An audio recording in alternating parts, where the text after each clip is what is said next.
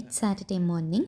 எப்போவுமே காய்கறி கடைக்கு போனால் நிறைய கருவேப்பிலை தான் தராங்க. என்ன பண்ணுறதுனே தெரியலன்னு அம்மாட்ட சொல்லிட்டு இருந்தேன். அம்மா அதுக்கான சொல்யூஷனாக ஒரு ரெசிபி தான் ஷேர் பண்ணியிருந்தாங்க. நமக்கு ஈஸியாக வேலை முடியணுன்னு தான் வீக்கெண்ட் ஆனாலே இட்லி மாவு அரைச்சி வச்சிடறோம். ஆனால் வீக் டேஸில் அதுக்கு என்ன சட்னி அரைக்கலான்ற ஒரு யோசனை வரும்.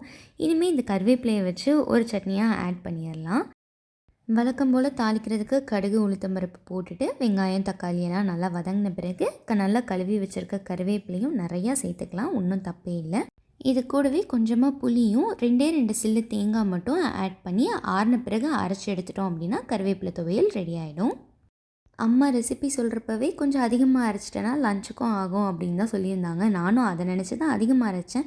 பட் எங்களுக்கு மார்னிங்கே அது காலி ஆகிடுச்சு. அந்தளவுக்கு எங்கள் 2 பேருக்குமே ரொம்ப பிடிச்சிருந்துச்சு.